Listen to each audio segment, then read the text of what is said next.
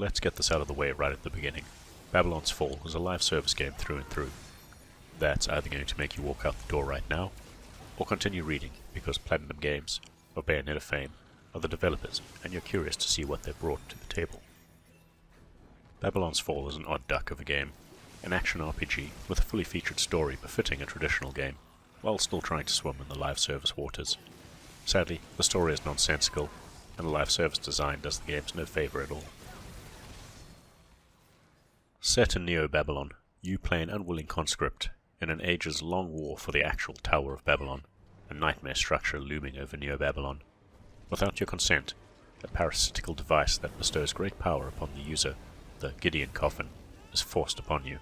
Now a sentinel of the Emperor's army, it's your job to storm the Tower of Babylon, extinguish the Blue Sun to stop a sickness called the Blue Death, all the while dealing with monsters called Gelu, all in the name of being freed from your coffin. The story is told mostly through a series of still paintings and cutscenes, as Babylon's Fall smushes together a whole bunch of different mythologies without ever explaining anything. By the end of the campaign, I still wasn't sure how all the narrative elements fit together. There was something about the end of the world and the birth of a new one, for reasons. There's a lore timetable, but it isn't presented in-game. If you want to know more, you're going to have to go online to read it, which is a terrible way to present your lore to gamers.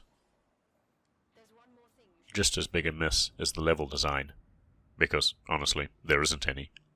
The levels are designed to be finished in relatively short bursts, and not just corridors into an arena, back into a corridor, until you reach the end, which either has one of the few interesting boss fights scattered across the campaign, or just a whole bunch of tougher enemies you have to defeat together.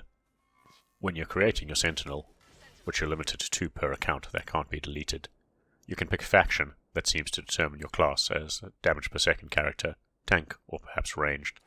The interesting wrinkle in Babylon Fall's combat is that your Gideon Coffin lets you wield and use 4 weapons at the same time, with a loadout of your choosing. This element probably has the greatest impact on your playstyle. When it comes to your armory, you have 2-handed weapons and 2 spectral weapons that are wielded by tendrils coming out of your coffin. There are 5 weapon types in total: swords, hammers, shields, bows, and magic staffs. You have to manage an SP bar, that is essentially a stamina bar. That's affected by your dodge mechanic, along with your spectral attacks. The SP slowly regenerates over time, but it can be recharged using your standard attacks. Initially, the combat felt awkward, and not Platinum's best combat system to date. But once I got used to the flow of combat, and discovered that dodging was useful to close the gaps between enemies or follow up knockback attacks, it became incredibly fun, while revealing a surprising amount of depth. Now that said, you should always try have a full party of 4 when playing Babylon's Fall, as, initially, you're exceedingly weak, and the game's enemies are bullet sponges. Once you've started to level up, and are partnered with up to 4 players who know what they're doing, it's addictively fun to watch enemy waves melt beneath your assault. Of course, you could choose to go alone. You can expect a much tougher fight, until you've got some decent gear and levels on you. Talking of progression, how strong you are is determined by your overall character level, and your combined gear levels, as is the case with most life service or action games these days. Gear comes in a variety of levels, from standard to rare to godlike, denoted by the gear's icon color and how many perks it offers. These gear perks are incredibly important to having a good build. While it's not well explained, as with some of the game's other systems and aspects, you'll be able to figure out what each perk does in short order. So far, the best build I found was an HP regen vampire build, letting you slowly heal over time, while sucking away health from your enemies in combat. And it's a build that you can get quite early on in the campaign. One downside is that, like a certain other live service game, you're only allowed to wear 1 yellow godlike piece of gear. If you're someone who enjoys collecting loot, there's a whole lot of it dropping. Though I did find the amount of loot dropped towards the end of the campaign was geared more towards crafting materials than actual new weapons. At certain milestones, new mechanics will be opened up, such as crafting, melding items, enhancing them, and enhancing your coffin perks. The problem is, especially for solo players, is that they come way too late to be of any real use in the campaign, and seem geared more towards the endgame content. Once you've been in the short campaign, you'll unlock 3 different playstyles for your weapon, based on how you roll combos.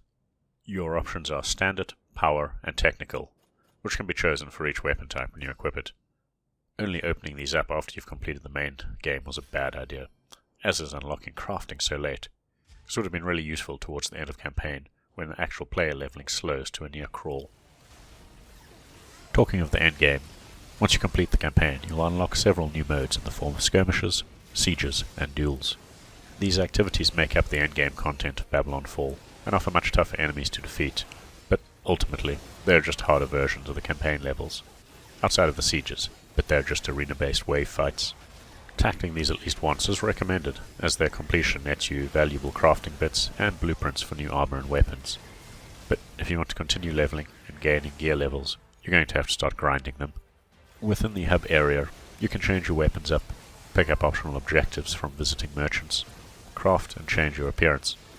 There are daily, weekly and monthly objectives as well, which reward you with battle pass points and items. Once you accept a quest, you can't change your loadout, not even during the mission. What you're picking up can only be seen at the end of the level when you decrypt the gearboxes. Talking of the ubiquitous battle pass, it comes in two flavors, standard and premium. The standard version is so bare it's laughable. The premium version for Season 1 is currently free, but from Season 2 onwards you're going to shell out real-world currency to pick it up. Naturally, the bulk of what you unlock is simply cosmetics and crafting materials. In-game purchases that require premium real-world currency seem to be mostly skewed towards the cosmetic spectrum. I can't say I see anything particularly pay to win here, but then I also didn't spend that much time looking at it. I haven't played a live service game yet in which I'd actually willingly sink real-world money outside of the initial game purchase. So it's there, and you can probably ignore it. Unfortunately, there is one element of Babylon's Fall that is not so easy to ignore: the game's visuals. To say that the visuals are an acquired taste is an understatement. Platinum Games have tried to make the game look like an oil painting, mostly through what looks like the use of a filter. Instead, it just serves to make the repetitive scenery and character models look old, like early PS3 games old. I've got to assume it's just a filter rather than actual specifically created textures and models, because sometimes the filter doesn't seem to activate, revealing far better looking models than what you're staring at most of the time. Over time, I eventually got used to the game's appearance, but it's not something that's going to draw you to the game. The one plus side of these visuals is that, from a technical standpoint, Babylon's Fall runs really well. Load times are fast, the netcode seemed stable, crossplay is stable, and combat is usually quick and responsive. Of course, with such a low player count, it's difficult to really judge how well it would run on stressed servers. Ultimately, Babylon's Fall doesn't do anything different, or better, than other live service games. Everything you would expect to find in the genre: crafting, microtransactions, repetitive missions, a focus on bland endgame content rather than one good campaign, is all here and accounted for. It's the perfect style of game to switch your brain off, to do your daily pick up and play session, and then leave it alone. The combat, however, is actually really fun, especially when you're playing with 3 other human players, and I feel this is the one thing that Babylon's Fall does get right. However, between its tired visuals and the feeling that consumers are finally starting to get tired of the genre that's treating them as an endless coin purse, it might not stand much of a chance.